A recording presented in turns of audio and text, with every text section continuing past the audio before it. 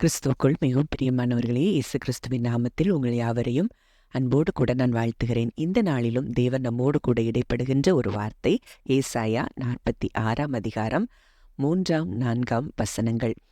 யாக்கோபின் சந்ததியாரே, இஸ்ரவேல் சந்ததியில் மீதியாகிய சகல ஜனங்களே, எனக்கு செவி கொடுங்கள். தாயின் வயிற்றில் தோன்றினது முதல் உங்களை ஏந்தி, தாயின் கர்ப்பத்தில் உற்பத்தியானது முதல் உங்களை தாங்கினேன். உங்கள் முதிர் வயது வரைக்கும் நான் அப்படி செய்வேன். நரை வயது மட்டும் நான் உங்களை தாங்குவேன். நான் அப்படி செய்து வந்தேன். இனிமேலும் நான் ஏந்துவேன், நான் சுமப்பேன், நான் தப்புவிப்பேன். இந்த வார்த்தைகளின் மூலம் தேவன் இன்றைக்கு நம் ஒவ்வொருவரோடும் கூட இடைப்படுகிறார். கொஞ்சம் நம்ம யோசித்து பார்த்தோன்னா, நம்ம இந்த உலகத்துல பிறந்ததிலிருந்து பிறக்கிறதற்கு முன்பதாகவே தாயின் வயிற்றுல தோன்றினதுல இருந்து அவர் நம்மை ஏந்தி இருக்கிறாராம். அவர் நம்மை கர்ப்பத்துல உற்பத்தியானதுல இருந்து அவர் நம்மை தாங்கினதுனாலதான், இன்றைக்கும் வரைக்கும் அவர் நம்மை தாங்கி கொண்டிருக்கிறதுனாலதான் இந்த பூமியில நம்ம இருக்கிறோங்கிறத நம்ம நிச்சயமாய் அறிந்திருக்கிறோம். எத்தனை சூழ்நிலைகள் நம் ஜீவனுக்கு விரோதமாய், எத்தனை போராட்டங்கள் எழும்பினது, எத்தனை அழிக்கக்கூடிய சூழ்நிலைகள் வந்தது. ஆனா அந்த எல்லா போராட்டங்களிலும் ஒரு தாயின் வயிற்றில இருந்து, நம்ம கருவுல தோன்றினதுல இருந்து அவர் நம்மை ஏந்தி பாதுகாத்து சுமந்து வந்ததுனால இன்றைக்கும் நம்ம ஜீவனோடு இருக்கிறோம் என்பதை அறிந்திருக்கிறோம். அவர் சொல்லுகிறார், இதுவரைக்கும் நான் தாங்கினேன், இன்னும் உங்க முதிர் வயது வரைக்கும் நான் அப்படிதான் நான் உங்களை தாங்க போகிறேன்.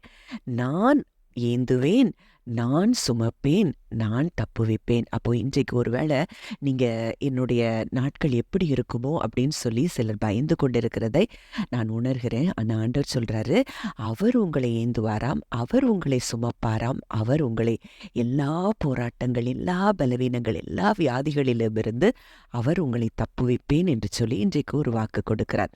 அதே அதிகாரத்துல 10வது வசனத்துல நம்ம பார்க்கிறோம், அந்தத்தில் உள்ளவைகளை ஆதி முதற்கொண்டும் இன்னும் செய்யப்படாதவைகளை பூர்வ காலம் முதற்கொண்டும் அறிவிக்கிறேன்.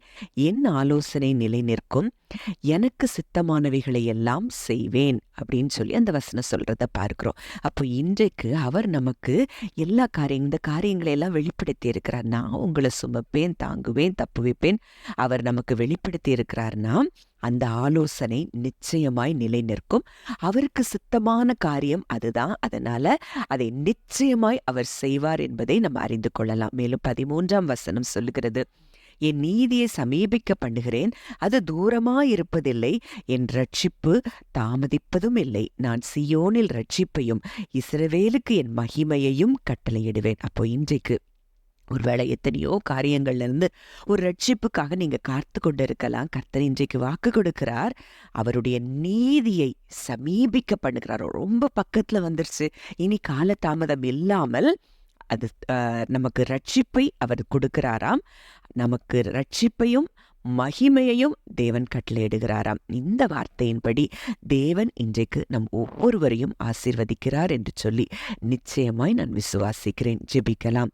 அன்பின் தகப்பனே, நன்றியோடு உம்மை துதிக்கிறோம், ஸ்தோத்தரிக்கிறோம். அப்பா, எவ்வளவு அன்பு எங்க மேல நீங்க வைத்திருந்தா, நாங்க தாயின் கருவில உருவானது முதல் இதுவரைக்கும் எங்களை தாங்கி ஏந்தி சுமந்து தப்புவித்து நடத்தி வந்த அந்த பாதைகளை எல்லாம் நாங்கள் நினைத்து பார்க்கிறோம். அப்பா அப்பா இன்றைக்கு நீர் எங்களை தாங்கலன்னா இன்றைக்கு நாங்க இந்த பூமியில இருக்கவே முடியாதப்பா. அப்படிப்பட்ட சூழ்நிலைகள் எல்லாம் எங்க வாழ்க்கையில வந்தது.